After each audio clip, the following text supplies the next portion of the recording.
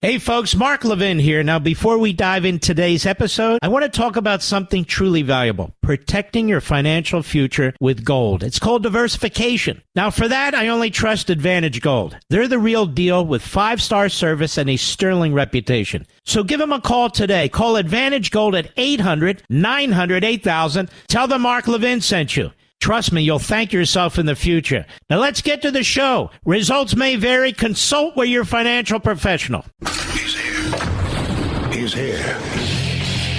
Now, broadcasting from the underground command post, deep in the bowels of a hidden bunker, somewhere under the brick and steel of a nondescript building, we've once again made contact with our leader, Mark Levin.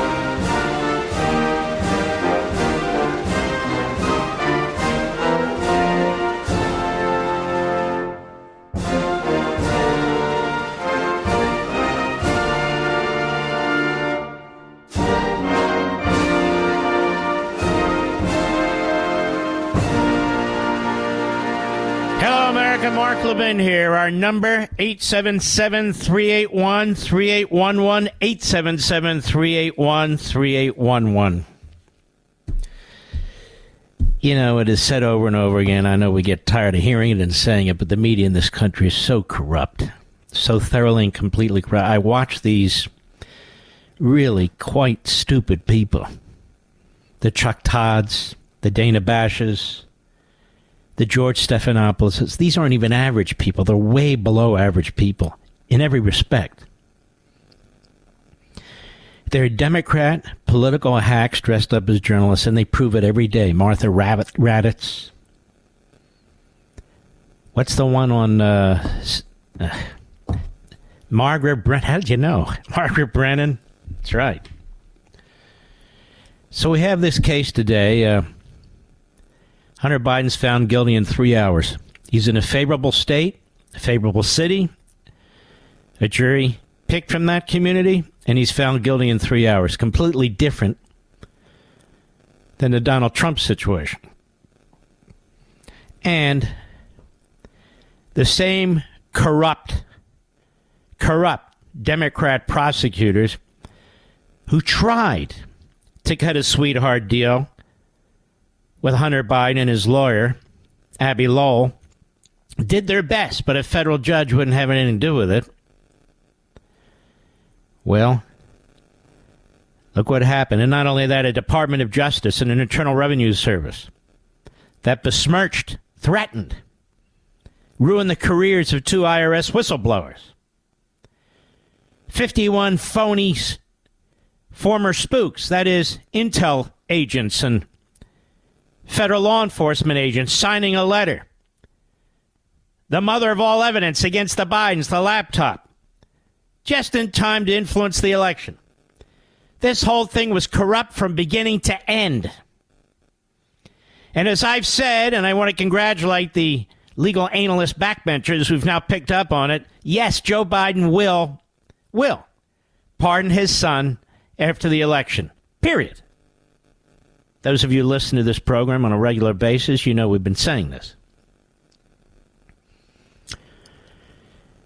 And so all this took place, and let us not forget, some of the toughest aspects of Hunter Biden's criminality, while they allowed the statute of limitations to run, did this prosecutor, involving FARA, the Foreign Agents Reporting Act. And one of the more important tax aspects, The statute of limitations ran as well. He let them run. Now, since we have the benefit of Alvin Bragg and acting state judge Bidenite Mershon, there's a way to fix that, as I understand it. But that for another day. That for another day. Hunter Biden won't see a minute in prison, because Daddy will pardon him the minute after the election. I'm telling you now. And again, the backbenchers have finally figured it out. Anyway, so we have to listen to this media. Chuck Todd. I thought they got rid of Chuck Todd, Mr. Producer. I thought they sent him to like Alcatraz or something. Oh, just to meet the depressed. Then they keep bringing this weasel on Andrew Weissman. This puke, this punk, this reprobate, who's ruined so many lives and so many careers. Then they bring in Terry Moron, a.k.a. Terry Moran, ABC News. Senior congressional correspondent Rachel Scott, ABC News. Then they roll in the big one, Claire McCaskill on MSLSD. And then there's Biden, while this is all happening, speaking at some major gun control operation, every town for gun safety, going on and on about how we need more gun laws. And I want to correct something here. People are confusing the Second Amendment with libertarian ideology. Look, we gun owners have been saying over and over and over again, in the face of those who seek to take our weapons away, you're coming after people who are honest, people who purchase their weapons legally, people who use their weapons legally. You're trying to punish us for those who violate federal gun laws. You're not permitted to purchase a weapon if you're a drug addict. If you're a drug addict. And so people say, well, that violates the Second Amendment. Well, you want to know the truth? When the Second Amendment was adopted, it didn't apply to the states. That's correct. The Bill of Rights only applied to the federal government. Only to the federal government. And later on, the court came up with a doctrine, the incorporation doctrine, and included it and some of the other aspects of the Bill of Rights, First Amendment, Second Amendment, Fourth, Fifth, Sixth Amendments, and so forth, to the states. The court did that. Except for the 14th Amendment, which took the Fifth Amendment effectively and applied it to the states, we needed a constitutional amendment. So if you're a quote-unquote a libertarian and you want to be a purist on this issue, states can do whatever the hell they want. But we're glad they can't, aren't we? Yes, we are. We're glad they cannot. Because they'll come after those who are law-abiding gun owners. That's what they'll do. So that's the history. That's the truth. Now, having said that, I'm a gun owner. I believe in the Second Amendment. I believe that amendment should be maximized, but I also believe that if you're a drug dealer or a drug addict, I have no problem with the requirement that you can't purchase a gun. Now, maybe at some point, if you're a drug addict and you've cleaned yourself up, that's okay. But in 2018, when Hunter Biden walked into that gun shop, he was a drug addict. In fact, they found cocaine on his pistol later. When his deceased brother's wife and his girlfriend he was having an affair with threw it away in a trash can, and when it was found, it had cocaine on it. I mean, it was a simple open and shut case. Simple open and shut case. But to hear the media go on and on like this is some terrible thing that he was charged, or even more, Joe Biden He acts like every father acts. No, he doesn't. Or they use it as an opportunity to attack Trump. You see, there's Trump trashing the legal system. But in the meantime, here's Joe Biden accepting it. What? Joe Biden, if you were a regular person, would be facing Espionage Act charges, the worst kind. Still can, depending on how the court rules on immunity. He was almost gleeful when he decided to speak about the Trump case in New York. The system worked. The system worked. The system was a setup in New York. And the feds, the intelligence agencies, the FBI, the Department of Justice, they all tried to cover for Hunter. All of them. It was a judge who put her foot down. A real judge. A federal judge in Wilmington who said, wait a minute, what kind of deal is this? And Hunter Biden and his lawyer, Abby Lowell, were so arrogant, so cocky, used to skating on everything, that they turned down any possibility of a deal even after that. Now he was convicted. What they did for Hunter Biden would never be done for an American citizen. Let statutes of limitations run. Have a sweetheart deal. Delay a case for years. Even had a trial in Wilmington, Delaware, with an honest jury. We didn't see that in Manhattan. We didn't have an honest jury, quite frankly. Well, don't blame the jurors. I blame them all. They compare that to what Donald Trump had to deal with while he's running for president, a former president. There's no comparison. But here's Chuck Todd on MSNBC today. They dusted off the little bastard. So despised is he even by liberals that he lost his Meet the Depressed host gig. And they handed it to another idiot. Cut 3, go. So I do think we should step back and realize that our system is different. There is a fairness to it where we really do aspire that nobody is above the law. I think it's possible that there is a contrast here that the public may see between how Trump and his partisans handle the rule of law versus how Biden and his partisans handle the rule of law. See what I mean? You have a Stalinist trial in Manhattan. You have a real trial with a real judge, finally, in Wilmington, despite the best efforts of the Biden regime to prevent it. And here you have Chuck Todd, a propagandist for the Democrat Party and the left. Chuck Todd, whose wife, like Mershon's wife, is a Democrat Party activist who makes a fortune advising Democrats. Here he is telling us that the Trump and his partisans don't accept the rule of law, but the Bidens do. A moral equivalency. This is why when it comes to Israel and Hamas, a moral equivalency. As a matter of fact, it's not even anymore a moral equivalency. Israel is the terrorist regime. Hamas is the victim. That's what we have now. That's where we are. Go. And I'll be honest, I personally am this is one of those cases where I don't think it's brought if Biden's not president of the United States. See what I mean? Go ahead.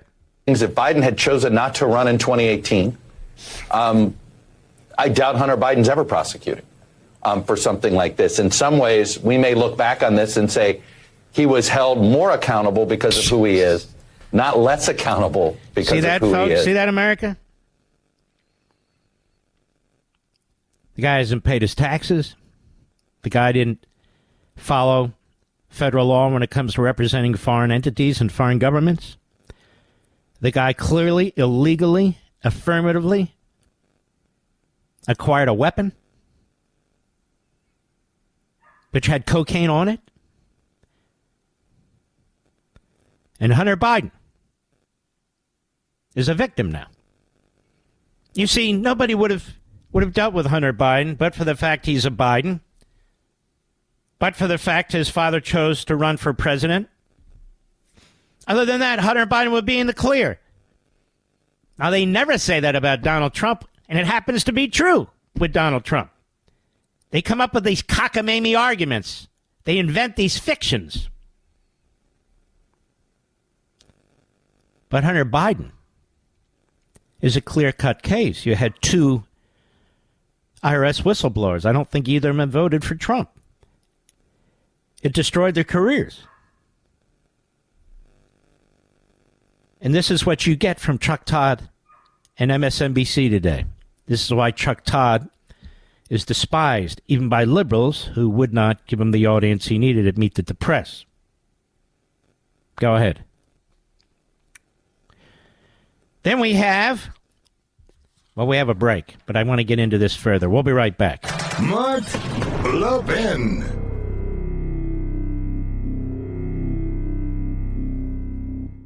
Folks, the war on our justice system, the vicious assault on President Trump, has sent our nation into uncharted waters. And trust me when I say things are going to get worse before they get better. I truly believe that. The political turmoil and uncertainty that lie ahead could have severe consequences for our economy and financial markets. But in times of crisis, there's always opportunity. And right now, I see that opportunity in diversification with gold and silver. As these tensions rise and the dollar's future becomes increasingly uncertain, gold has the potential to go even higher. That's why I trust Advantage Gold. They're experts at helping Americans take steps to help safeguard their wealth with precious metals. Call them right now. 800-900-8000. Don't wait. Get their free 2024 gold and silver kit, plus a special Mark Levin discount worth up to $1,300 if you qualify. The future may be unpredictable, but your financial security doesn't have to be. So call Advantage Gold right now. 800-900-8000. There's no risk. There's no pressure. That's 800-900-8000. Get your special Mark Levin discount worth up to $1,300 for qualified customers today. Performance may vary. You should always consult your financial and tax professional.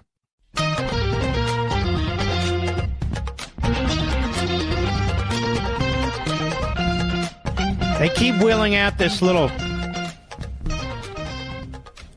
guy, Andrew Weissman, on MSNBC. He is a hard little bastard. What a sick guy. I think he was a federal prosecutor all these years. The damage he did to people's lives. What a sick individual. Here he is on MSNBC about the Hunter trial. Cut 4, go. I really think that if you look at this case, what is the big picture here? It's not a drug addict who possessed a gun for 2 weeks. No. It is that you have a president of the United States who is living embodiment of the rule of law, even with respect to his only living son. Now let's hold on a second. Well, ladies and gentlemen, seriously. I understand they hate Trump and they hate us. I understand they're going to vote for Biden, even if Biden, whatever. They'll vote for him no matter what. I've said they'll vote for a kumquat. It doesn't matter. It doesn't matter. These people are nuts. They're ideologues. And they really don't even fight among each other. We conservatives and Republicans, yes, we do. We do. They don't. Or if they do it, it's very temporary and very surface level. You have to be absolute nut to pretend that Joe Biden, number one, has his wits. Number two, isn't and hasn't always been a pathological liar. Number three, is a racist, was before and is now. And number four, the embodiment of the rule of law. Are you kidding me? Are you kidding me? They did everything they could to protect Hunter until a federal judge stepped in. And in the case of Joe Biden, the only reason he wasn't prosecuted, one, he was president. Number two, the prosecutor certified that he's an imbecile. I'll be right back.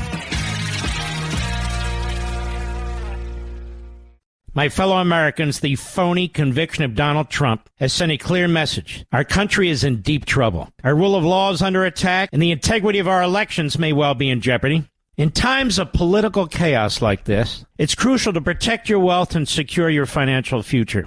That's where my good friends at Advantage Gold come in. Please call them now. 800-900-8000. Get their free 2024 gold and silver kit to help protect your money against times like these with physical, precious metals. Plus, tell them I sent you, and they'll give you a special Mark Levin discount worth up to $1,300 if you qualify. No one can predict the future, but you can prepare for it. Call Advantage Gold today. 800-900-8000. Get your free gold and silver kit right now. Plus, Mark Levin discount worth up to $1,300 for qualified customers today. 800-900-8000. Give it a try. Performance may vary. You should always consult your financial and tax professionals. Mark Levin, America's think tank. And you can call him at 877-381-3811. If we had an honest media, and I don't always mean accurate, sometimes mistakes are made. If we had a media that sought to be impartial, it's impossible to be purely impartial, but sought to be. That would be a fantastic thing. But we don't. And if any of you have read Unfreedom of the Press, you know it. Chapter and verse. When it comes to the Middle East, our media are the American version of Al Jazeera. When it comes to our own activities here in this country, it is the Russian version of Pravda. It's the same mindset. They're not interested in conveying information. They're interested in conveying their ideology, their viewpoint, their emotions. And they now admit it. Not on TV and radio per se, but they admit it in their teachings. And so you get these people and these guests that they bring on who are not there to inform. And the major networks are controlled by them. NBC, ABC, CBS. All but a couple of cable channels are controlled by them. Virtually every big newspaper, not all, but every big newspaper is controlled by them. And but for conservative talk radio, they would control radio too. With NPR. Government funded, of course. Oh no, we take donations. We know who you are. National Public Radio. I've been quite familiar with you. You actually have some people who've worked at, say, the Daily Caller or the Blaze, places like that, and they get into this, and they kind of are grifters. They're kind of, they move into that whole industry, that whole ideology. This Caitlin Collins is a perfect example. Darcy's another one at CNN. But there's more than them. If you want to make it, you have to be one of them. I mean, a major news network hires George Stephanopoulos and gives him a prominent role when he was busy trashing women on behalf of Bill Clinton? Seriously? Or Jake Tapper, who before he went into quote-unquote journalism was a hack for Handgun Control Inc., for a Democrat congresswoman, the Democrat Party? I'd go right down the list, and as a matter of fact, I did in a book. Here's Terry Moran on ABC News. Terry Moran is a leftist. His brother Rick Moran's a pretty good guy. I don't know him, but he writes very well. But Terry, not so much. Another ABC News guy. Cut 5, go. Reminds us that for all of the major implications of the first conviction of the child of a president, this trial inside the courtroom, like virtually every criminal trial, was a personal story, a personal tragedy, a family tragedy. The guilty verdicts that the jury has handed down on Hunter Biden. All right, a-hole, that's enough. This guy pressured enemies to cough up money using his father's name. He didn't do a damn thing for them. Tens of millions of dollars. You guys covered up his laptop because his father was involved. And you guys are the Stalinist media. And now you're going to tell us this is like every American family. Well, people are addicted in various families, whether it's alcohol, whether it's drugs, whatever it is. But they don't all go out, lie on a federal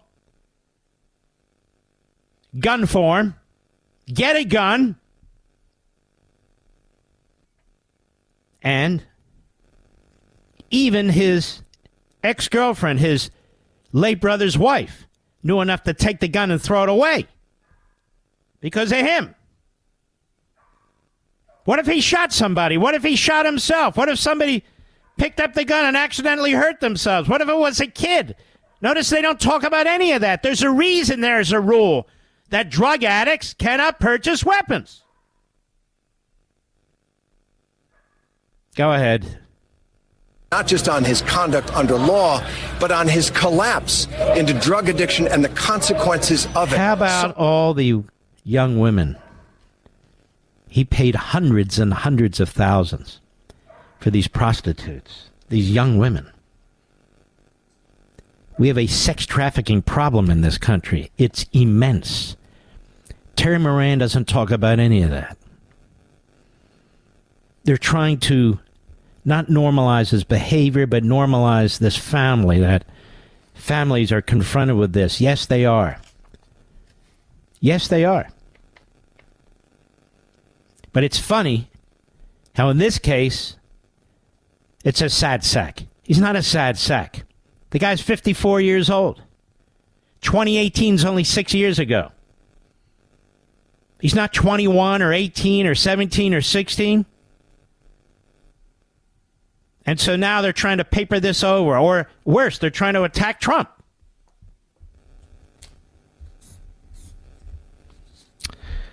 It's really sickening. Here we have Rachel Scott, senior congressional correspondent for ABC News. They're all in, big time. Cut 6, go. This verdict certainly flies in the face of everything that the former president has been pushing. Well, the former president, what are you talking about the former president for? His case was completely different. The whole situation. You see, ladies and gentlemen, due process violations, equal protection violations, jury instruction violations, notice violations, conflicts of interest, dead statutes given life. I could go on and on and on. And they compare that to the Hunter Biden case, where the Biden machine went into full motion. The federal government went into full motion to try and bury this damn thing. 2 statute of limitations did run, and they haven't been revived. They came up with a deal that everybody said, what the hell is this deal? And the judge said, what is this deal? And so cocky, so arrogant, so used to getting whatever he wants, he and his lawyer basically walk out of the courtroom and tell the prosecution to stick it. Even after that, this special counsel tried to cut a deal with him. He couldn't get it done. 2 IRS whistleblowers had their careers disrupted. You compare that to the Trump case? Rachel Scott, senior congressional correspondent, ABC News. Terry Moran, ABC News. It's pretty unbelievable. Chuck Todd, MSNBC, NBC News. Andrew Weissman, little bastard, MSNBC News. Go ahead. Mind the legal and the justice system when we know President Biden has come out very strongly against that. And it was notable that he told you just days ago that he would respect the outcome of this verdict regardless of what happens. We know that is something that the former president has not done after he was found. There you go.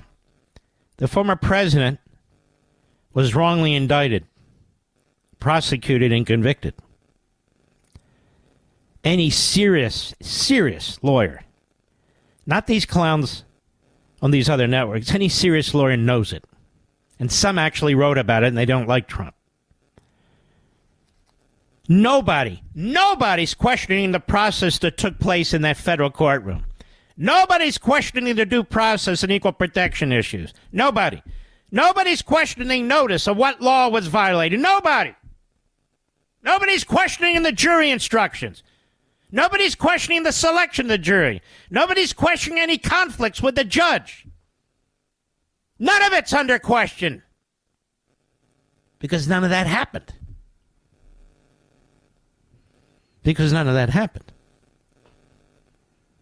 All of it happened in Trump's case. all to the benefit of Joe Biden, while they're trying to cripple his opponent. Pretty amazing. Go ahead. 34 counts of falsifying business records. And why are they bringing that up in the Hunter Trump case?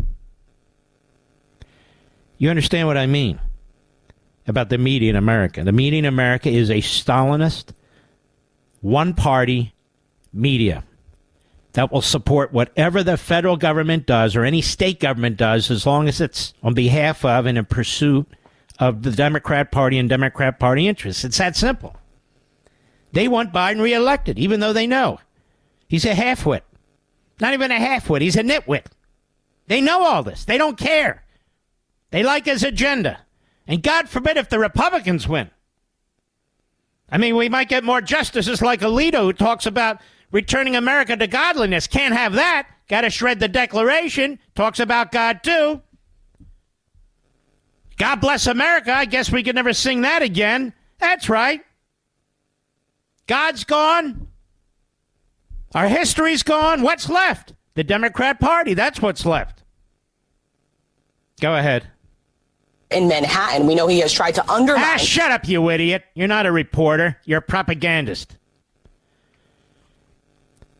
And I really believe that's why a significant number of Americans don't really know what the hell's going on. Because of reporters like Rachel Scott, Terry Moran. Because of propagandists like Weissman and Chuck Todd. And that's just a few.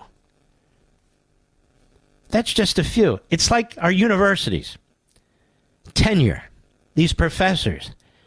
The deans come out of these groups of professors, and they hire people from their same schools, same ideology, people they even know. It's incestuous. Ideologically incestuous. Same thing in the media. These people become editors, they become producers, they become directors, they become senior management, and they only hire the people they like. Tell me, is there a single conservative host on MSNBC? No, not one. Not one. Is there a single conservative host on CNN? Not one. Not one. But what about Fox? You know what's funny? They point to Fox. I can point to CNN, MSNBC, CBS, ABC, NBC, New York Times, Washington Post, and they point to Fox. They point to one little itty-bitty cable channel that on a good night has 3.5, 4 million viewers compared to tens of millions combined. But Fox is too much, you see. It's too much for them to handle. But this is sickening. Absolutely sickening. And this is what we're getting every day. I'll be right back. Mark Levin.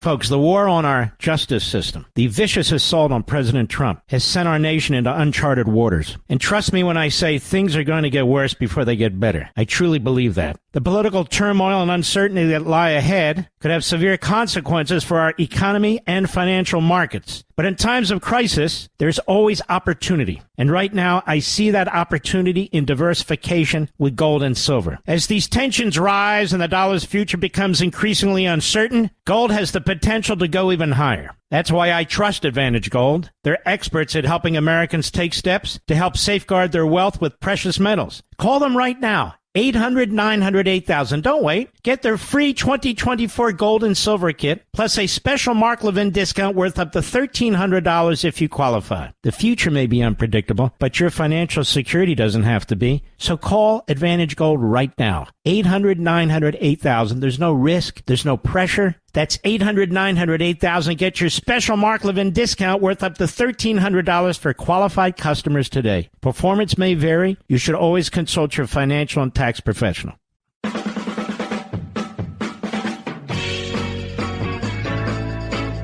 See, the media, the Democrat Party, they create this unreality. Whether it's Joe Biden, oh, he's the smartest guy. I mean, he's really good. He's really sharp in meetings. The Trump situation is identical to the Hunter Biden situation.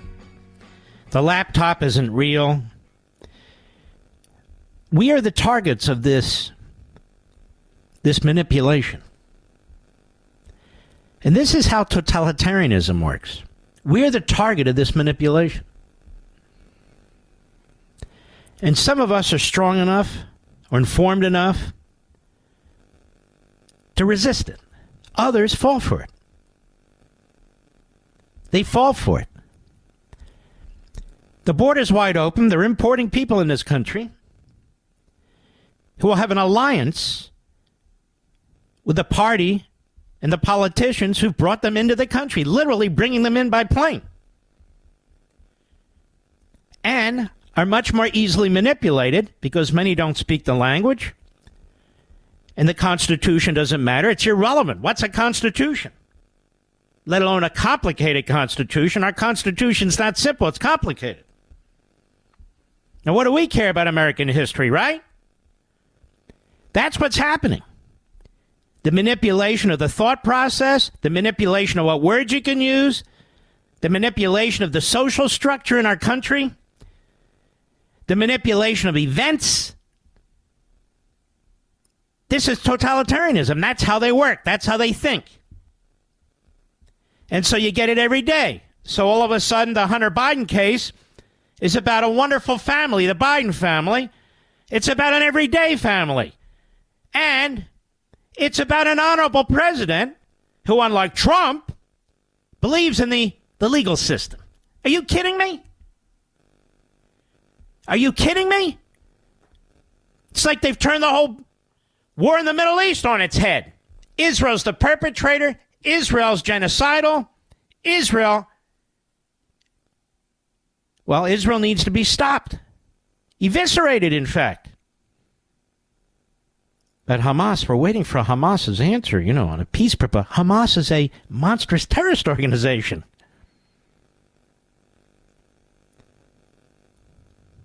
This is the problem when you have a media that is not a media, filled with demagogues and propagandists, small-minded, low-IQ individuals. That's what George Stephanopoulos is. That's what Chuck Todd is. That's what Jake Tapper is, and the list goes on and on and on and on. It's virtually a monopoly ideology there. And it's not just there. You can swap out anyone at CNN and MSNBC, NBC, ABC, CBS, New York Times, Washington Post. You can swap one out with the other. It won't matter. They're the same. There's no real competition other than how to screw America faster in a different way. Look at the hoops, the barriers that have to be overcome to have a fair election to elect a Republican president now. Look at it. It's not just Trump. Any Republican president. Look at it.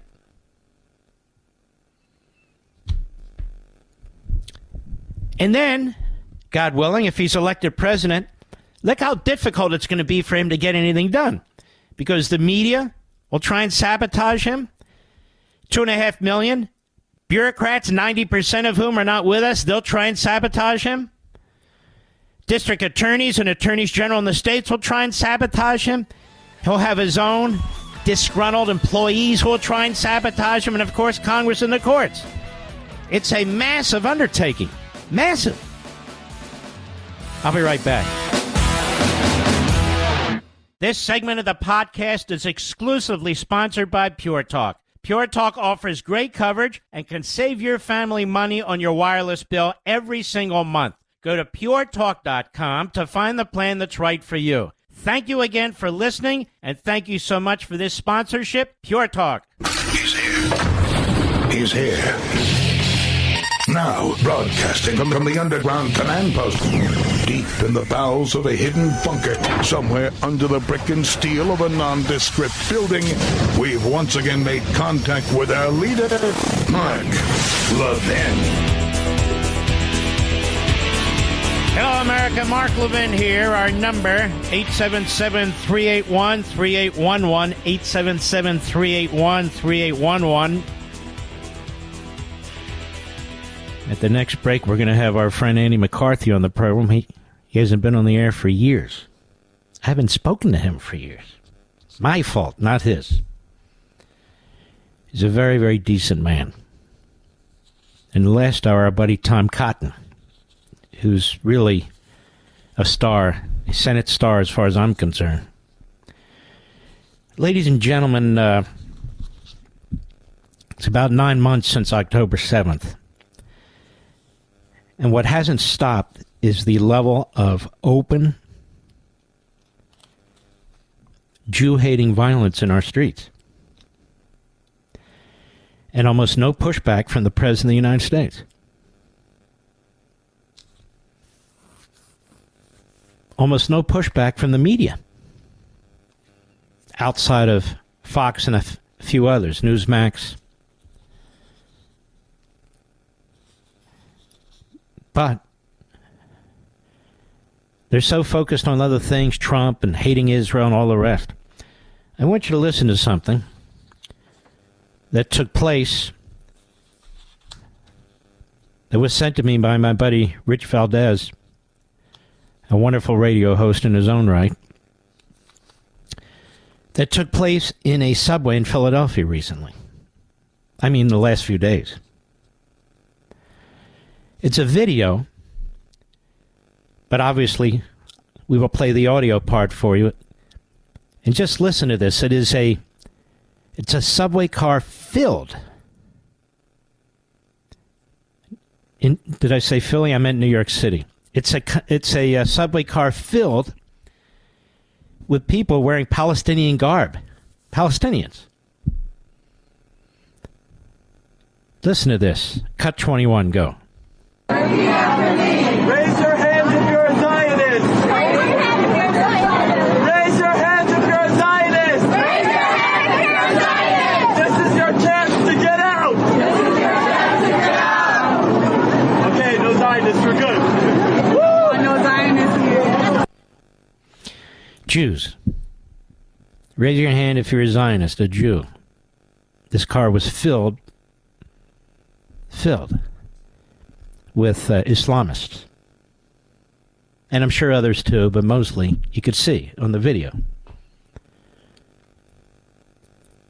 Raise your hand. We want you to identify yourself. We'll give you a chance to get out of the car. Or what? Or we're going to beat you. That's what. In America. Protesters around the White House, Islamists. Video and audio of killing the Jews. Biden and the administration, they know this.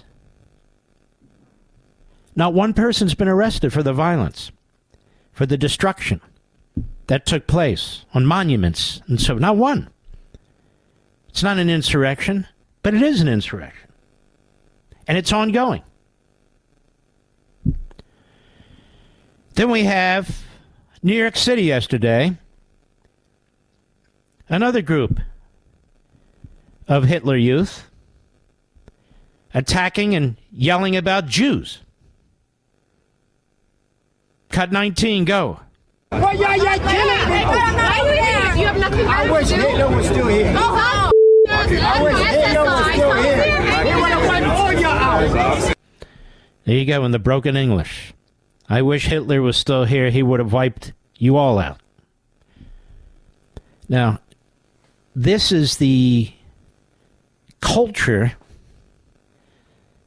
of the Palestinian in the Middle East, as well as other Islamists in the Middle East, being brought into our country by Joe Biden, prior to him by Barack Obama. Hey, the truth has to be spoken, because the hour is late. The hour is late. Well, you know, as America, we're losing it. It's dying. I saw Paul Ryan on TV said our institutions are strong. They're this, they're that. I'm not interested in Pollyannas. Cheerleaders. Our institutions are strong as long as they're not destroyed. But they're being destroyed. And you have to be blind not to see it. And I'm not going to be intimidated by Democrats dressed up as journalists or Islamists, Marxists. I'm not going to be intimidated by any of them to tell you what we see and hear. See with our own eyes, hear with our own ears. This is going on in America. And let me tell you something. This is the tip of the iceberg. It's the tip of the iceberg. And these people who are doing this hate America. Hate it. They're not being assimilated into our country. All they have to do is watch most of the media, which also hate America. Listen to Jamie Raskin, listen to Nancy Pelosi, listen to Bernie Sanders, listen to Schumer, listen to the Democrats, listen to Biden. And they know it's okay to hate America. Loudly and aggressively and violently. That's what's going on in the country.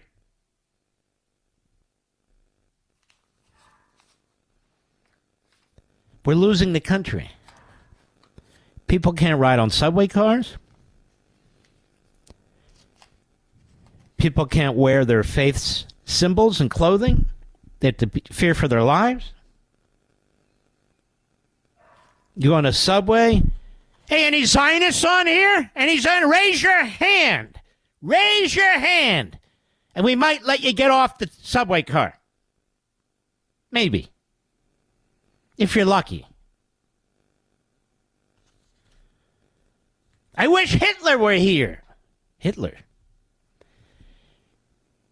Despite the horrendous events of October 7th, and I blame Jake Tapper and Wolf Blitzer and Dana Bash and their ilk. And I blame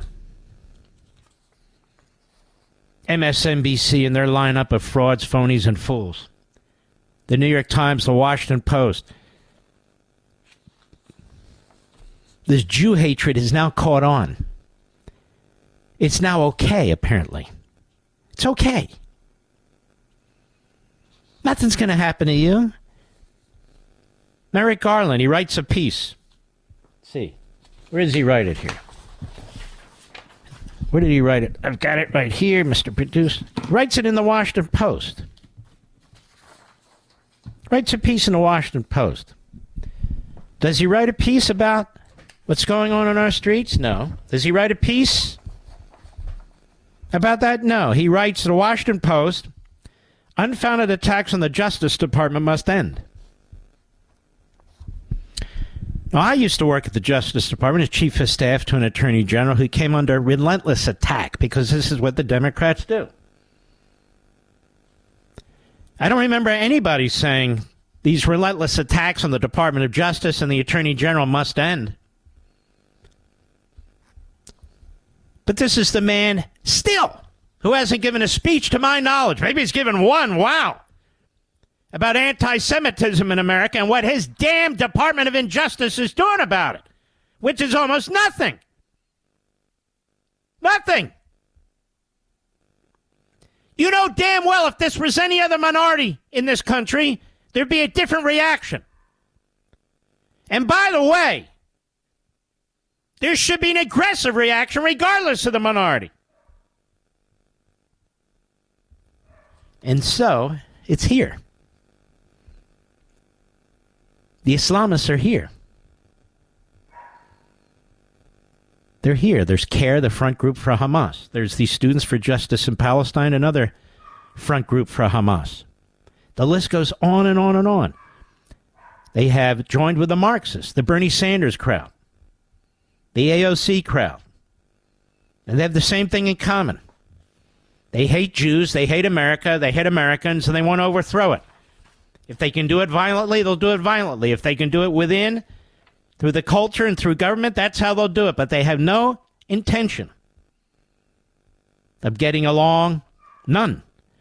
And so when I watch these clowns on TV, or we play their clips, I don't really watch them, the Chuck Todds, the George Stephanopoulos, I say to myself, these damn fools. I'll be right back. Mark Levin.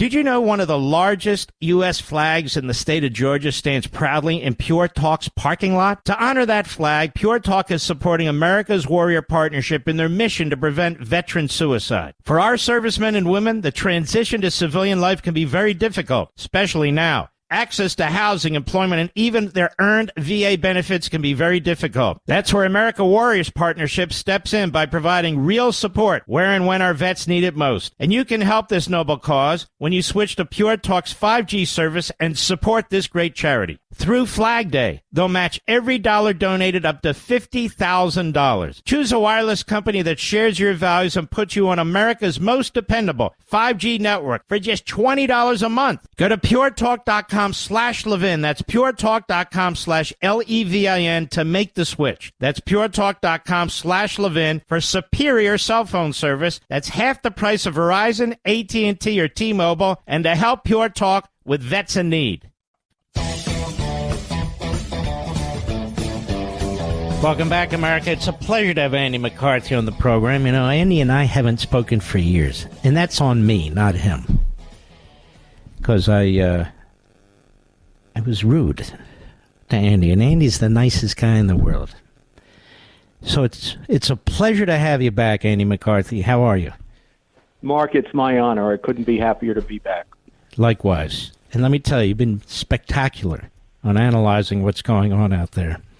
You know, when I attack former federal prosecutors, it's two other networks. It's not our network. Because there are former federal prosecutors and there's former federal prosecutors. I watch this guy Weissman and I think, oh my God, this guy was prosecuting people. Does that ever cross your mind, too, when you look at somebody like that?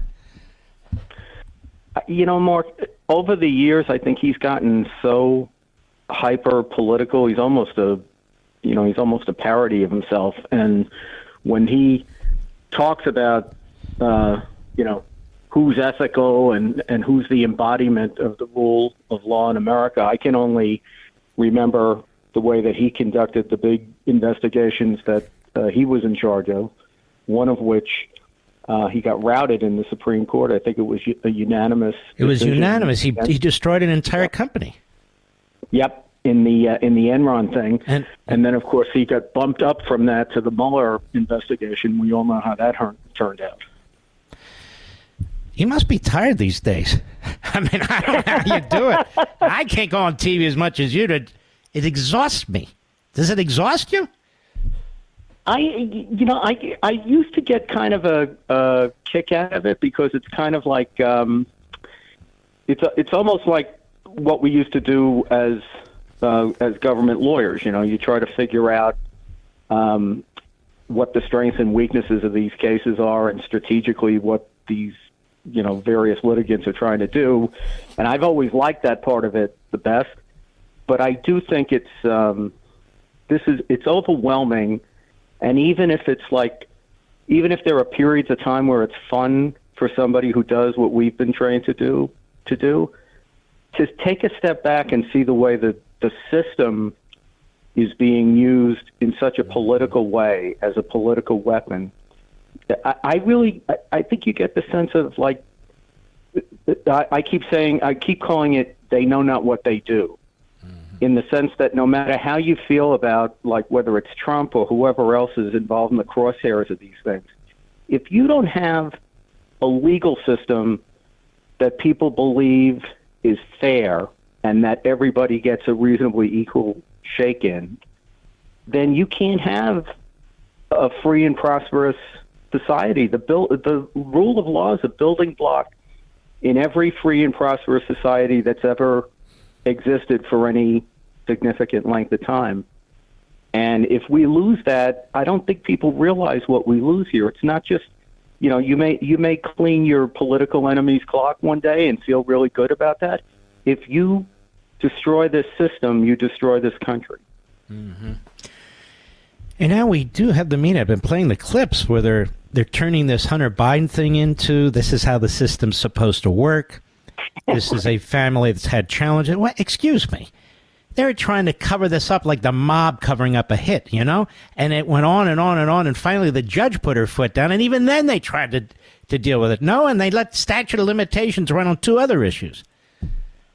Yeah, and actually they're going to get away with it in the end. You know, we all talk about the sweetheart plea deal that got blown up a year ago, but that was so appalling. I think it's easy to forget that Weiss, who was only appointed in Delaware with the support of the two Democratic senators there. I mean, this idea that he's a Trump appointee so that they could, you know, we could all trust that the Biden investigation was going to be on the up and up.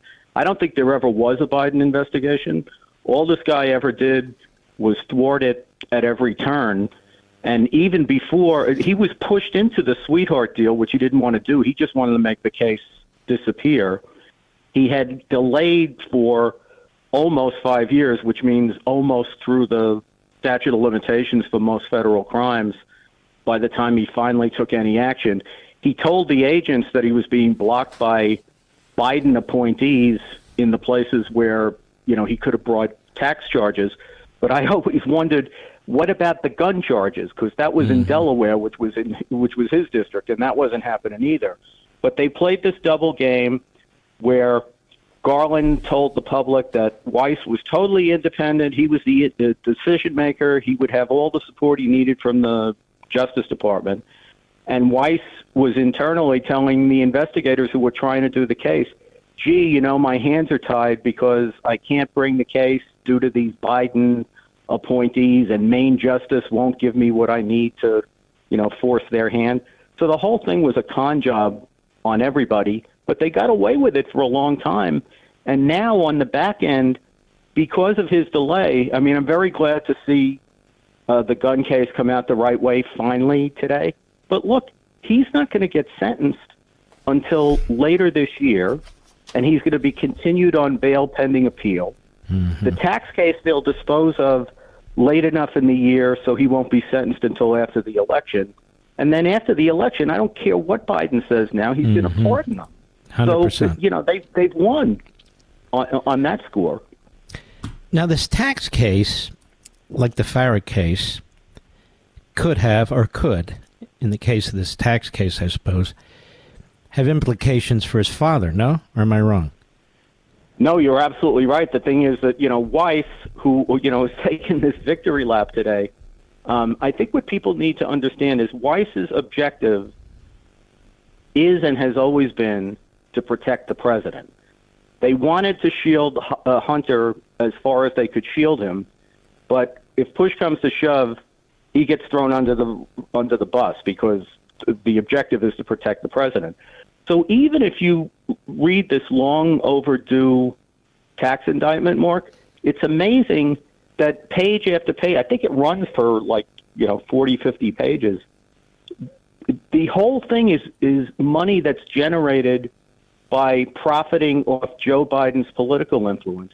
But Joe Biden's name, President Biden's name, is not mentioned in the indictment. And what I think people fail to remember in connection with this plea deal that blew up, Weiss signed off on what he called a statement of facts that it looks to me pretty clear that they let Hunter's lawyers draft. And in that statement of facts, he stipulated that the reason Hunter was making so much money is because he's a high-end lawyer and businessman. It wasn't that he was like a ne'er-do-well, drug-addled son of a president who was profiting for a decade over his political influence. It's mind-boggling. I want to carry over unless you got to run to TV. Do you have another moment or no? Nope, absolutely. Happy to do it. All right. We'll be back with our buddy Andy McCarthy. I want to dig into some of these other cases, too. We'll be right back. Did you know one of the largest U.S. flags in the state of Georgia stands proudly in Pure Talk's parking lot? To honor that flag, Pure Talk is supporting America's Warrior Partnership in their mission to prevent veteran suicide. For our servicemen and women, the transition to civilian life can be very difficult, especially now. Access to housing, employment, and even their earned VA benefits can be very difficult. That's where America Warriors Partnership steps in by providing real support where and when our vets need it most. And you can help this noble cause when you switch to Pure Talk's 5G service and support this great charity. Through Flag Day, they'll match every dollar donated up to $50,000. Choose a wireless company that shares your values and puts you on America's most dependable 5G network for just $20 a month. Go to puretalk.com/Levin. That's puretalk.com/LEVIN to make the switch. That's puretalk.com/Levin for superior cell phone service. That's half the price of Verizon, AT&T, or T-Mobile, and to help Pure Talk with vets in need. You can call us now at 877-381-3811. And the Liberal contact number is 877-381-3811. We're here with Andy McCarthy. Andy, you wrote a book a few years back, a New York Times bestseller on the impeachment of Barack Obama. I did. It was 2014, though, Mark, and nobody seemed to want to talk about that subject back then. Yeah, but it's very relevant today, isn't it? As applies to Biden. Not that we may not have the political, muster to do that sort of thing. But the guy violates our immigration laws. He defies 2 Supreme Court rulings. I go on and on and on. This guy really is what the framers had in mind in terms of impeachment, isn't he? I think so, because the attack, and this is the argument I made with respect to Obama, it's not as easy to see it in a kind of an outrageous way, but it's an attack on the constitutional framework without which we don't have the republic we have. And I think in particular, Mark, the border issue is just, I find it mind-boggling. I mean, we could talk about this all day, I bet, but if you're going to have an impeachment effort against Biden, which they have in the House, I'm not saying that the earning millions of dollars from corrupt and anti-American regimes isn't important. I think it's very important. I've probably written 1 million pieces on it, but the border's got to be the top issue with a bullet if you're going to talk about impeachment. I agree completely. I've said they're on the wrong road on this thing. People understand the border. It's a clear violation of the Constitution, the take care clause, right? Yeah, not only that, I think, they're trying to impeach Mayorkas, and I don't want to say that Mayorkas doesn't deserve to be impeached, because I think he does. But I mean, and I know that one of the things the framers were trying to accomplish when they created the presidency was to make sure you had accountability in one official, so that bad policy or worse couldn't be sort of sloughed off onto subordinates. And as bad as I think Mayorkas is, all he's ever done is implement Biden's policy. It's sad, because I think the impeachment clause really goes one way now, and they've destroyed it. The Senate destroyed it the other month when it just dismissed the case. It didn't even hear any information, which you've studied this. That's not the way it's supposed to work. You're actually supposed to have a trial, whether the Senate majority likes it or not.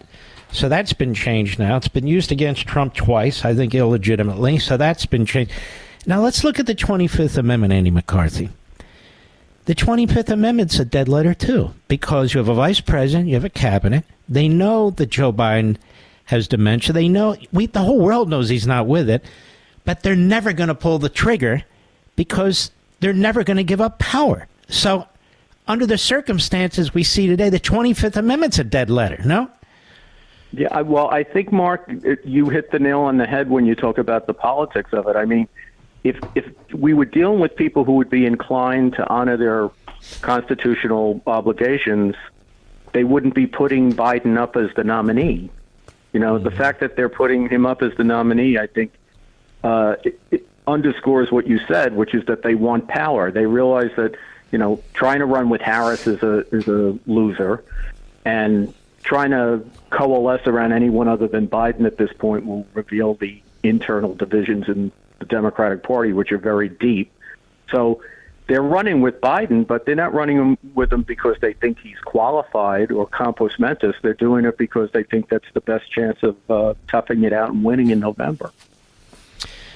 I just think these institutions, and you don't have to agree with me, I'm just very concerned they're beginning to collapse. It's one thing to have law, but law doesn't mean justice unless law's done in a proper way. That's not me. That's Basquiat. And then you look at the border.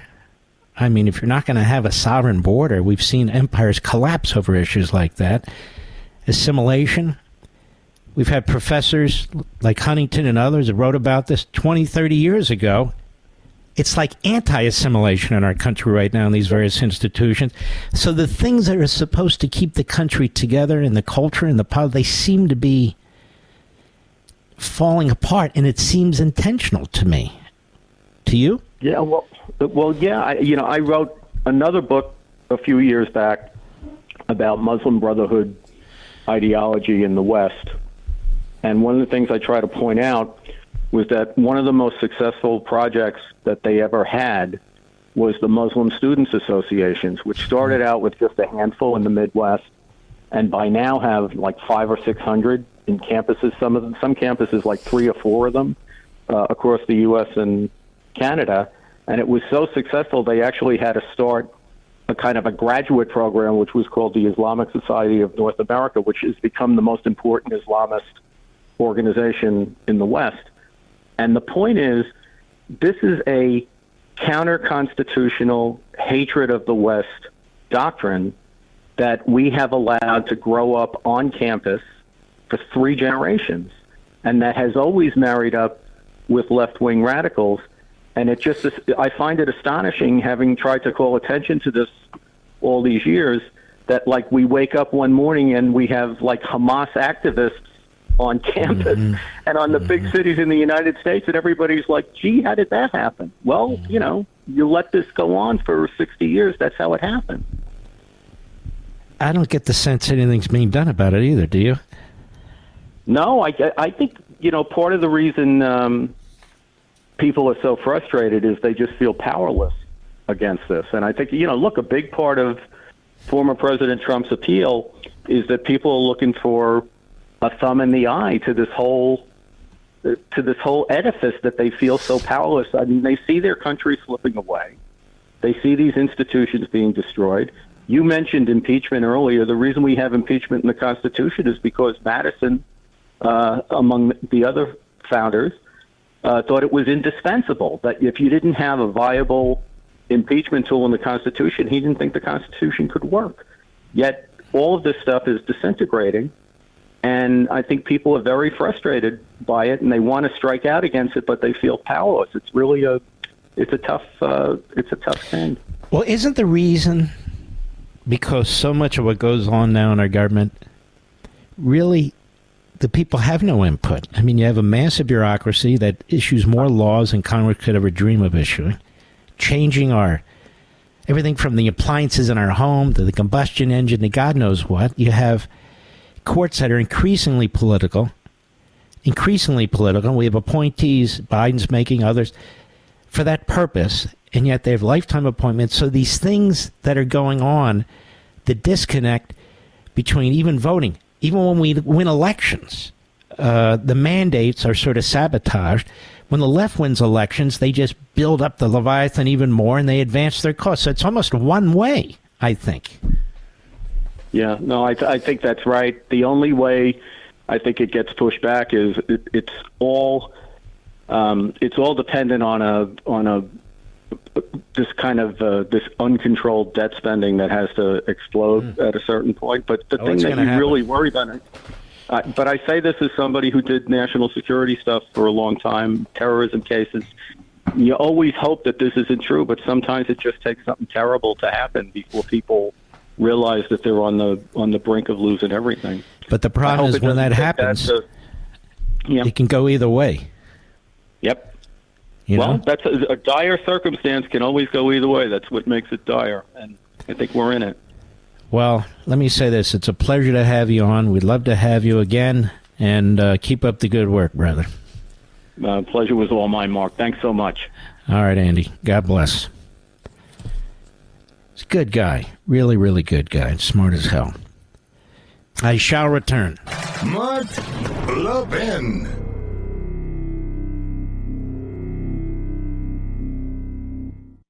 Did you know one of the largest U.S. flags in the state of Georgia stands proudly in Pure Talk's parking lot? To honor that flag, Pure Talk is supporting America's Warrior Partnership in their mission to prevent veteran suicide. For our servicemen and women, the transition to civilian life can be very difficult, especially now. Access to housing, employment, and even their earned VA benefits can be very difficult. That's where America Warriors Partnership steps in by providing real support where and when our vets need it most. And you can help this noble cause when you switch to Pure Talk's 5G service and support this great charity. Through Flag Day, they'll match every dollar donated up to $50,000. Choose a wireless company that shares your values and puts you on America's most dependable 5G network for just $20 a month. Go to puretalk.com/Levin. That's puretalk.com/LEVIN to make the switch. That's puretalk.com/Levin for superior cell phone service. That's half the price of Verizon, AT&T, or T-Mobile, and to help Pure Talk with vets in need.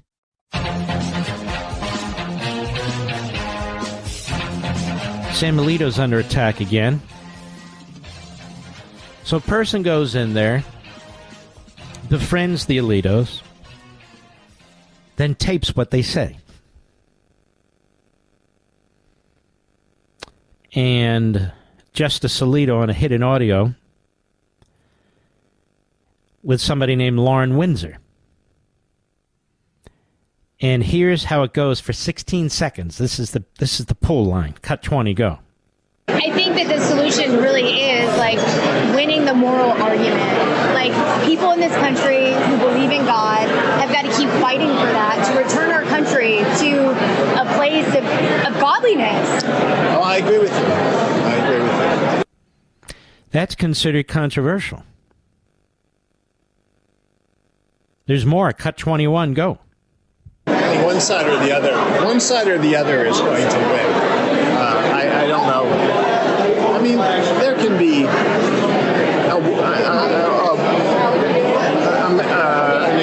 way of working, a way of living together peacefully, but it's difficult, because there are differences on fundamental things that really can't be compromised. Really can't be compromised. So it's not like we're going to split the difference.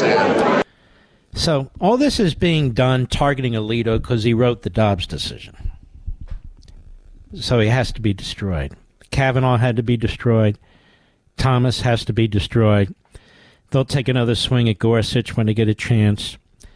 John Roberts has appeased them enough, at least so far. And, of course, so has Barrett, who is basically Roberts' sidekick. We'll see how this works on immunity and other issues. Say Merrick Garland, when the Supreme Court justices, 6 of them, were being berated and threatened and intimidated, literally night after night after night, after one of the justices leaked the Dobbs draft, and I believe I know which one, but I can't say because I can't prove it. I believe Roberts knows which one, but he won't say because he doesn't want to do damage to the court, but one day he'll retire and he'll write about it and make many millions of dollars.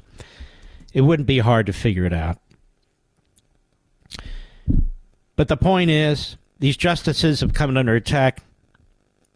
He didn't protect them, Garland, when Schumer literally threatened 2 Supreme Court justices, Gorsuch and Kavanaugh. Nothing happened to him. When Joe Biden is constantly attacking the independence of the court, he's been doing it since he was a senator, no pushback, none.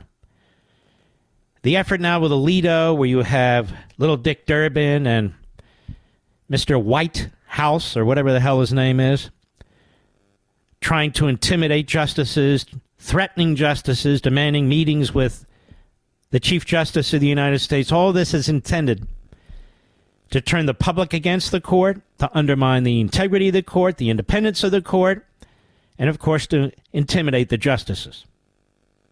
Doesn't happen to Jackson. Doesn't happen to the other 2 left-wing Democrats, does it? Sotomayor, Kagan. But, you see, when you have a guy like Merrick Garland, who's unleashed hell on this country, because he still resents the fact that he's not on the Supreme Court, he writes a piece in the Washington Post Last week, a California man was convicted of threatening to bomb an FBI field office where hundreds of agents and other employees work. In one of his threats to the FBI, the man wrote, "I can go on mass murder spree. In fact, it would be explainable by your actions." He says, these heinous... Notice how they take stuff like that and then attack us. Then attack us. Now, they won't say anything about all the rioters in 2020. That's not them. No.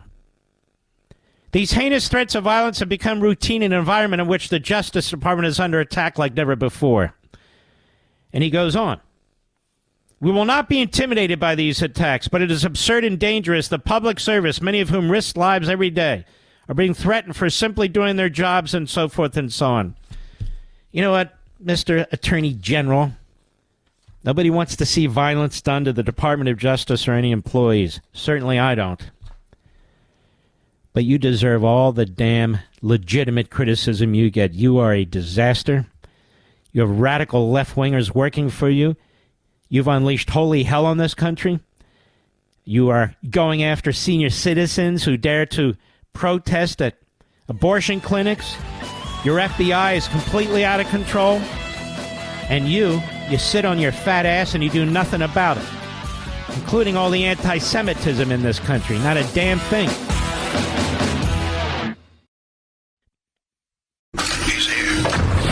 He's here.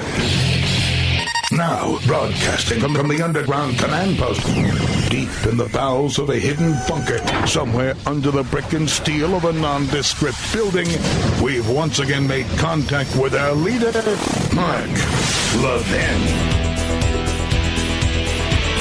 Hello, America. Mark Levin here. Our number, 877-381-3811, 877-381-3811. Over at Right Scoop, Joe Biden's open border is the gift that keeps on giving. It's being reported now by the New York Post. 6 Russians from Tajikistan have been arrested by ICE after being warned by the FBI that they have terror ties to ISIS-K. Now, they can't catch all of them, can they? And they're not going to. One of those terrorists who was caught talking about bombs on a wiretap is confirmed to have come over Biden's open border and was released into the country. So they were already here illegally. Here's more. 6 Russian nationals suspected to have terror ties to ISIS have been arrested in a coordinated sting operation spanning L.A., New York, Philadelphia, the Post can exclusively reveal. I mean, look at all the resources and time we have to spend on this because this jackass has the border wide open, and his executive order is a joke. 2 ICE sources confirmed to the Post they arrested the 6 people who hail from Tajikistan over the last week after the FBI contacted the agency to warn it. What happened to the good old days, Mr. Producer, when people were coming here to pick lettuce, according to John McCain? Part of the investigation featured a wiretap which revealed one of the now arrested individuals was talking about bombs. Remember the Boston Marathon bombing? I'm afraid something like that might happen again or worse, one of the sources told the Post. The target who was subject to the wiretap was previously released by federal authorities at the southern border with a court date next year, but it has since emerged he has potential ties to ISIS. Can you come back here? Here's your court date, please. Pretty please, will you come back? Yes, of course I will. Of course I will. Thank you, sir. Oh, by the way, yes. Here's a free food stamp card. I'd like it very much. A phone. I'd like it very much. What else would you like? I need some housing. Here's a pass for a hotel. I'd like it very much. Do they serve proper food there? Can't eat American food. Need my special food. Oh, yes, of course. Neither ICE nor the FBI immediately responded to the Post's request for comment. The arrests come after warnings from FBI Director Christopher Wray about possible ISIS terror plots being staged on U.S. soil and the group's potential for exploiting the southern border.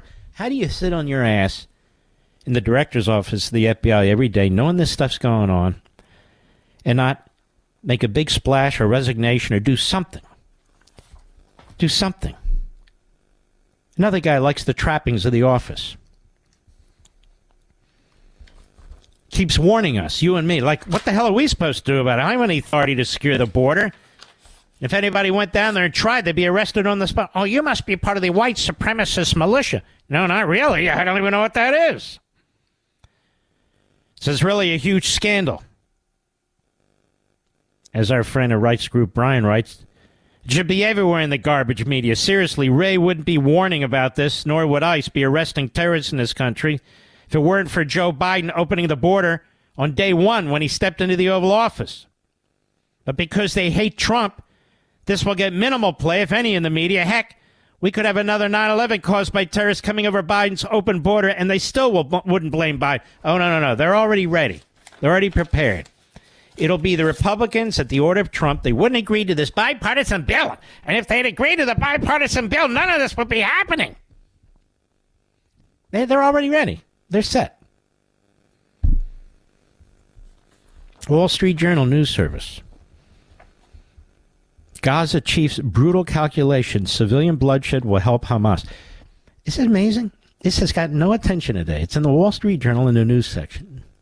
Except for Fox and Newsmax, but everywhere else it's ignored. I bring you evidence. I bring you statistics. I bring you experts and information. It goes on and on and on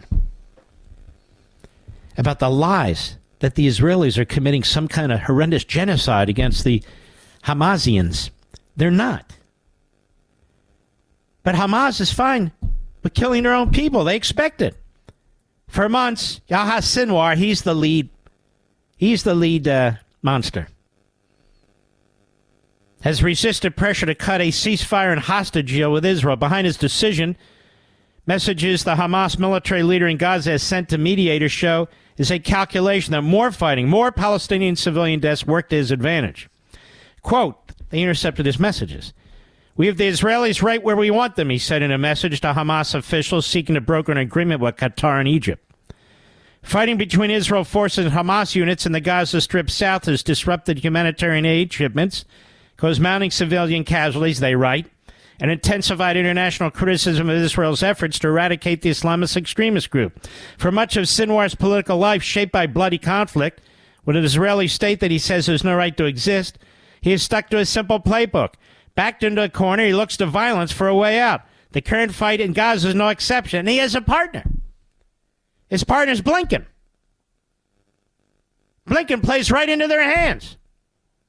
In dozens of messages reviewed by the Wall Street Journal that Sinwar has transmitted to ceasefire negotiators, Hamas compatriots outside Gaza and others, he's shown a cold disregard for human life and made clear he believes Israel has more to lose from the war than Hamas. The messages were shared by multiple people with differing views of Sinwar. Now listen to this. More than 37,000 people have been killed in Gaza since the start of the war, most of them civilians, Palestinian officials say. No, that's the Hamas people say, and even the AP says this is bullcrap. The figure doesn't specify how many were combatants. Health authorities said almost 300 Palestinians were killed Saturday in an Israeli raid that rescued 4 hostages kept in captivity. That is a lie. The Israelis say that's BS, but it doesn't matter. It'll be in every story they write, even this one. In one message to Hamas leaders in Doha, Sinwar cited civilian losses in national liberation conflicts in places such as Algeria, where hundreds of thousands of people died fighting for independence from France. He said these are necessary sacrifices. In an April 11 letter, Hamas political leader Ismail Yabadaba, after 3 of his adult sons were killed by an Israeli airstrike, Sinwar wrote that their deaths and those of other Palestinians would infuse life into the veins of this nation, prompting it to rise to its glory and honor. Oh, yes, it's very glorious, these people. Sinwar isn't the first Palestinian leader to embrace bloodshed as a means to pressure Israel, but the scale of the collateral damage in the war, they say, is unprecedented. They ought to check out Syria. Despite Israel's ferocious effort to kill him, Sinwar has survived and micromanaged Hamas's war effort, drafting letters, sending messages to ceasefire negotiators, deciding when the U.S. designated terrorist groups ramps up or dials back its attacks. His ultimate goal appears to win a permanent ceasefire that allows Hamas to declare a historic victory by outlasting Israel and claim leadership of the Palestinian national cause. And Biden and Blinken are going to help him. Biden and Blinken are special pleaders for the terrorists. President Biden is trying to force Israel and Hamas to halt the war, but Israeli Prime Minister Benjamin Netanyahu is opposed to permanently ending the fight before what he calls total victory over Hamas. Even without a lasting truce, Sinwar believes Netanyahu has few options other than occupying Gaza and getting bogged down fighting a Hamas-led insurgency for months. Sinwar, now in his early 60s, was roughly 5 years old when the 67 war brought him his first experience for significant violence between the Israelis and the Arabs, and it goes on. The hell is that? Yes. This is weird. Computer came on, Mr. Producer. Anyway, ladies and gentlemen, this is what we're dealing with, and Blinken and Biden are giving them aid and comfort because they're ideologically committed to Netanyahu's destruction, which would be Israel's destruction, completely changing the state of Israel, both its government and its geography. And who the hell elected them to have any kind of power of this sort over another country? It's really grotesque. When we come back, Senator Tom Cotton. I'll be right back. Mark Levin.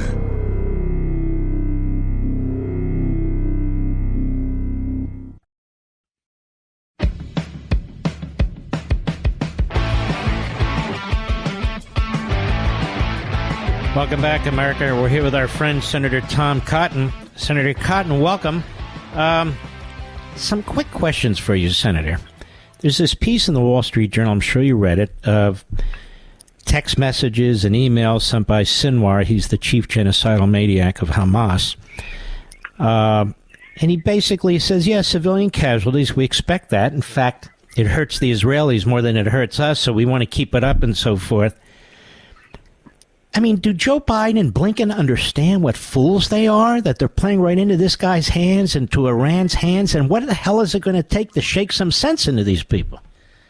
Well, Mark, no, they don't understand what fools they are because they'd stop being so foolish if they did. Again, just so your readers appreciate this, the Wall Street Journal, in a remarkable bit of reporting, got its hands on text messages and other online messages from Sinwar, as you say, the genocidal head of Hamas inside of Gaza, not someone sitting up in a luxury condo in Qatar, but who's in charge of military operations in Gaza to include the October 7th atrocity. And he says time and time again that they want more civilian casualties inside of Gaza because the more Gazans who are killed, the more pressure Israel faces. It just goes to show what a bloodthirsty savage he and other Hamas leaders are. And what does Joe Biden do? He puts pressure on Israel, exactly what Sinwar wants to happen when he says, let's have more civilian casualties. Why do you think those hostages were being held inside of residential homes, in residential neighborhoods, when Israel rescued them on Saturday? Because Sinwar specifically wants more Gazans to be killed in this war. And the media are happy to oblige. CNN, ABC, CBS, all the Sunday shows, happy to oblige. The Israelis go in there. They lose a fantastic commander, unfortunately. And there's a big firefight. They tape it so the whole world can see. They didn't kill 300 civilians. They get 4 of their people out. And what's the story in the American media all day Sunday? Was it really worth it? I mean, the number of people who died. Like they're reading from the transcript that CARE gives them, which is a Hamas front group, or that Sinwar gives them. It's got to be so damn frustrating to the Israelis to see this happen in the United States, no? Yeah, of course it must be, Mark. I mean, I don't think even Americans and American troops can understand how frustrating it might be because Israel, as always, is singled out and held to a different standard than every other nation in the world. Again, you have the leader of Hamas who specifically wants to inflict civilian casualties on his own people. You have the Israeli Defense Forces who go out of their way over and above the demands of the law of land warfare to avoid those casualties. And what does Joe Biden and Tony Blinken do? What does the United Nations do? They condemn Israel. They say, well, they should have just left 4 of their own people to rot as Hamas hostages rather than kill 200 Gazan fighters for Hamas. Why are we even negotiating with Hamas like this is a legitimate organization that's going to keep its word? They laugh at us. Why are we negotiating with these people? Well, we shouldn't be negotiating, and if anybody thought we should, again, they should review those messages that the Wall Street Journal published today from Yahya Sinwar. That goes to show the exact reason why we shouldn't be negotiating with these people. They want their own people to die at the hands of Israeli defense forces. They're willing to use tactics to intentionally inflict civilian casualties on their own people. So, of course, they don't care about the lives of these hostages. All they're trying to do is survive. And the policy of the Israeli government is what Joe Biden should have done from the very beginning, which is to say, we want all the hostages back and we want unconditional surrender. And we're not going to stop until then. And if Joe Biden had backed Israel to the hilt from the very beginning, this war would probably be over and all the hostages would have been recovered. Do you think the only way to stop this, I guess, is the election, right? Regrettably, I think that's the case. I mean, fortunately, the election is only 5 months away. We've got another 10 weeks after that. But I think Hamas, and more importantly, perhaps, its patron in Iran recognizes that if we return Donald Trump to the White House, there's going to be a major, major shift in American policy, that we're going to back Israel to the hilt, we're going to back our Arab friends, and we're going to stand up to Iran and its terror network throughout the Middle East. Mm-hmm. Is this administration still withholding, do you know, are they even telling you, armaments that Israel needs? I don't think there's been any change in that, Mark. They're still withholding large bombs that are needed. These are not just large bombs that Israel wants because they're big and they go boom loud. They need them to penetrate the deep, buried tunnel system that Hamas has been allowed to build for 17 years, where people like Sinwar are currently hiding, probably surrounded by hostages. Yet this administration, because it wants to placate a small but vocal pro-Hamas minority in its own party, is withholding those weapons, which the vast pro-Israel majority of the American people support delivery for. I'm going to ask you a personal question, Senator. I don't think I've ever asked you this. You're not Jewish. You're not Israeli. You are a combat veteran. You're from a state that probably has 7 Jews. I'm just kidding. And yet this is near and dear to your heart. Can you tell us why? Well, Mark, Israel is our closest ally in the world. We have a shared Judeo-Christian heritage. We have not just religious commonalities, but we have cultural and political ties. There are strong strategic bonds that support not just Israel's interest in the Middle East, but our interest in the Middle East in this alliance. Those ties are all the kinds of things that make for fantastic allies. Again, not all of our allies have those. We don't share common religions with them all. We don't necessarily have the same political systems with them all. But Israel and the United States share all of those bonds. And Israel is a completely reliable ally. It is strong. It has a strong military, and it's willing to use it to defend itself and our interests in the region. We couldn't ask for anything more in a great ally. We should always back Israel to the hilt, as you saw with President Trump.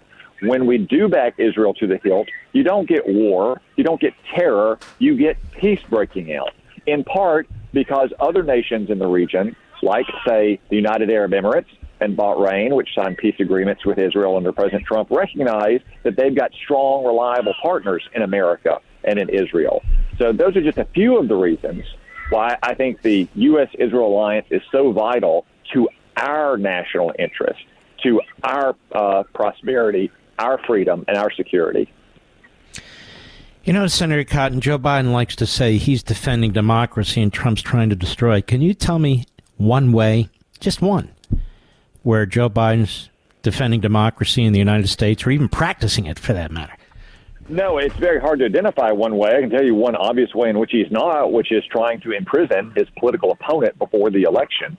If New York State were a foreign country, Mark, the United States would have already sanctioned it for trying to imprison political opponents and rig an election. You know, this is the kind of stuff you expect to see in Pakistan and Brazil, not in the United States of America. It's amazing to me. Defies the Supreme Court. He defies immigration law, the take care clause of the Constitution. He doesn't seem to give a damn about any of it. But we'll pursue this and other issues with Senator Tom Cotton. We'll be right back. Mark the 10. The thunder on the right. Call in now. 877-381-3811. We have with us a great patriot, a combat veteran, Senator Tom Cotton. As a matter of fact, Senator Cotton, I look at the list of potential vice presidential choices. And I know J.D. Vance served in the military. I don't know about Burgum and so forth, but I do know you did. And it seems to me that's a very positive thing. In other words, somebody who not only knows about the military from a sort of think tank perspective or Senate perspective, but from getting dirt under their fingernails, you know?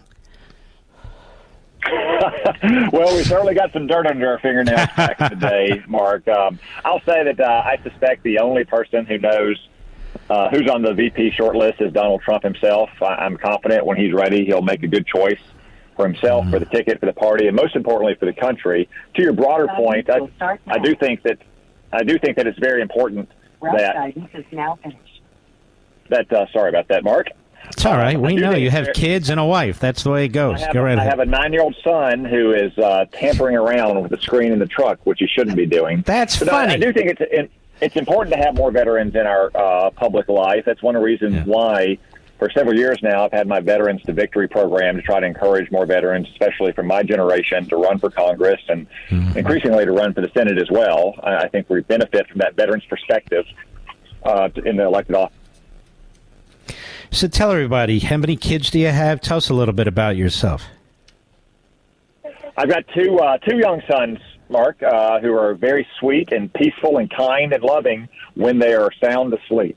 But my older boy, my 9-year-old is playing Little League Baseball, and he's got his championship coming up on Thursday night. Oh, boy. So we just got done with his final practice before the season started. Well, that's very kind of you to take time to speak to us. You're probably getting an earful about that. And your other child? 7 years old. So he's a little bit younger. He's not quite up to that age yet of playing high-stakes baseball. But we have a lot of fun together when they're not getting in trouble while that's on the radio. Listen, it's okay. It's actually quite funny because I remember when my kids were young and this would happen all the time. But anyway, Senator, let me say one other thing to you. I want the American people to know something about you. You're a very decent man. You're a very principled man. You're a family man. You try and balance your family life with the political life. I know all this about you. And you're very kind. And so, on the other hand, you know who the enemy is. Who the enemies are. And you also, when necessary, you'll put your brass knuckles on. So there is that, too. But I want to thank you. I want to thank you for everything you're doing in the United States Senate, everything you're doing over immigration, everything you're doing on spending, everything you're doing with our national security and our Defense Department and the State of Israel. You're not one of these flashy guys who does more talk than action. You're an action-oriented guy. So I want to thank you, Senator, very, very much. Well, thank you, Mark. I appreciate that a lot. Coming from you, it means a lot. All right, Senator Cotton. Go get him some ice cream or something. That's what I would do. All right, be well. He just forfeited his right to ice cream. Gee, Daddy's not happy. All right, be well. God bless. Thank you, Mark. All right, be well. Oh, boy. You know, some of these senators are real people, you know. They're real fathers, they're real mothers, husbands and wives. Not all at once, of course. And Senator Cotton is one of those, Mr. Producer. He's a good man. This article about, it's too bad it's behind the paywall, Wall Street Journal, about Gaza's chief's brutal calculation, civilian bloodshed will help Hamas. There is no excuse, not that there ever was one, for CNN, ABC, NBC, CBS, MSNBC, the New York Times, the Washington Post, and all the other pro-Hamas enterprises out there.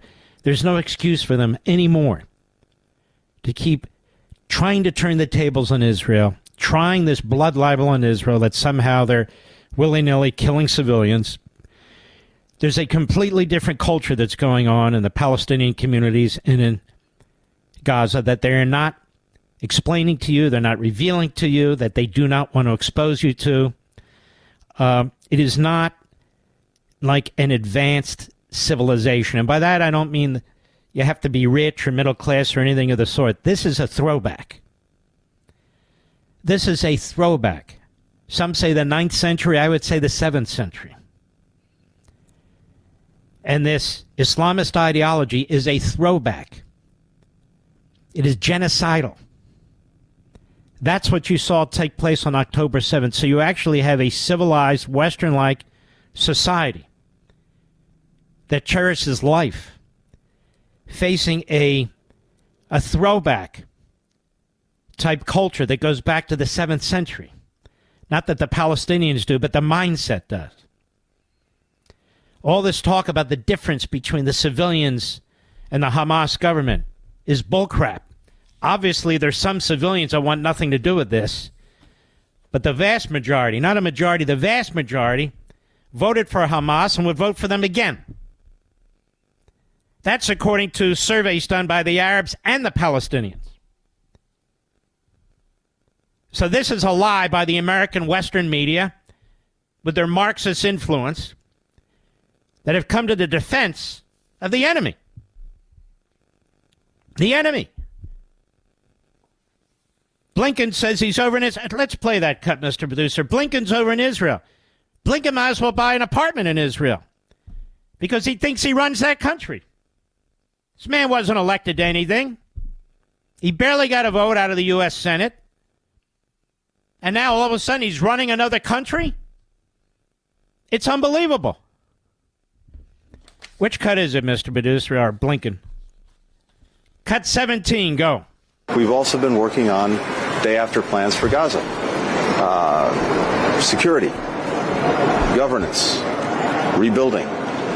And we've been doing that in conversation. This man is a damn fool. Tell me, you're doing replanning before a war is completed? Have we ever done that? Of course not. Your focus has to be on winning the war. But in his case, his focus is on Israel surrendering, effectively losing the war. You just heard this guy, Sinwar. They want a permanent ceasefire so they can declare victory, take out, quote-unquote, the moderate Palestinians, claim to be the leaders, and rearm. Now, that's his own words, his own damn words, which you already knew he wanted to do. But here we have a man who's supposed to be Secretary of State, supposed to be an experienced, learned man, who's a dumbass, who's an ideologue, who's a special pleader for the enemy.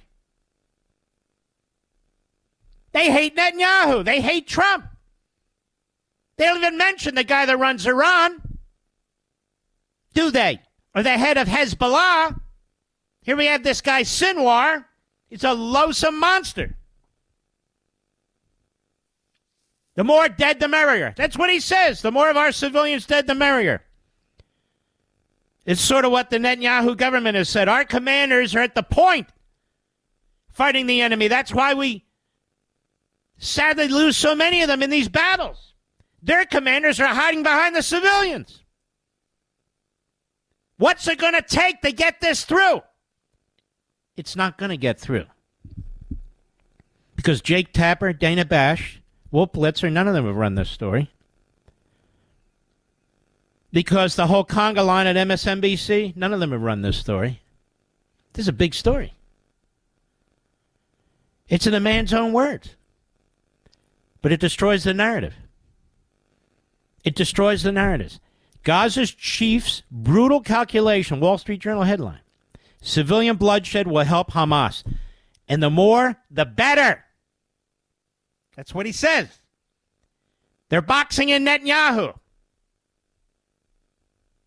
They know what Biden and Blinken are doing. They know what Cameron, the foreign minister of Britain, is doing. They know what South Africa and Spain and Ireland, they know what they're doing. They're all turning on Israel. They see the Hitler Youth in our streets. They see it all. And so they're not going to agree to a real ceasefire. Sure, they'll do it in paper as they plot for the next attack, which is what Netanyahu keeps saying. So what's our response? We have to get rid of Netanyahu. We have to replace him with a dunderhead, a moron, dressed up as a general. Gantz. Gantz. That's their boy. As they try and topple. He says, we're thinking about the day after. We're organizing the day after. A government, a civilian. Excuse me, these are terrorists. And the population voted for them. They'd vote for them again. You have civilians that are harboring the hostages. You have civilians that joined the armed terrorists when they went into these kibbutzim and were slaughtering people. They were stealing their tricycles. They were stealing everything they could. There's a completely different mindset here, a completely different culture. It's a throwback. A throwback. Let's see if Mediaite. Media Matters. All the other pubescent pukes. Let's see if tonight they can get this straight. I don't think so. Very, very low IQ. I'll be right back. Mark Levin.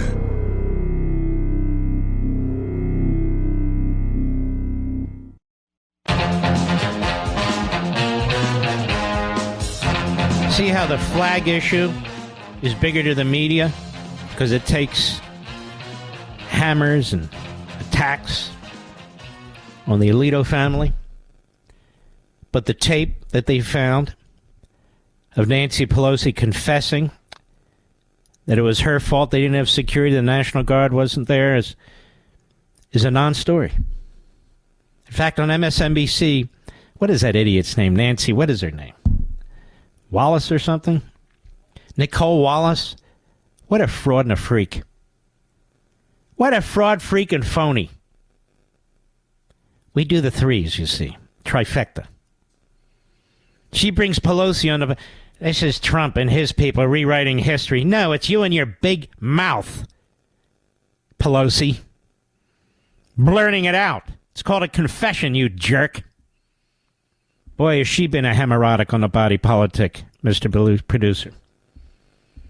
She's been a long-time hemorrhoid on the body politic, hence a hemorrhoic. Thank me, I made that name up and will continue to use it. Oy, oy, oy. Sometimes I don't know where to start, let alone end. But what's taking place here is really quite... It's unprecedented, what's taking place in America today. And you're confronting it. You're living through it. You're facing it. Sometimes we sit back and we say, how did people let this happen? Or how could this happen? Let me tell you something. As a result of what I say on this program, as a result of what I say on Fox, as a result of what I say on Blaze, as a result of what I write, don't you think this regime views me as a public enemy, Mr. Producer? Don't you think they think that I'm right on the edge and all the rest, when I'm absolutely not? I embrace our history, our Constitution, and our principles, and I'm on a mission with you to advance them. Legitimately, legally, peacefully. It's the other side that's violent. I in no way am. We salute our armed forces, police officers, firefighters, emergency personnel, our truckers, our brothers and sisters in Ukraine, our brothers and sisters in Israel. We have your back, and you, the American people, God bless you. See you tomorrow.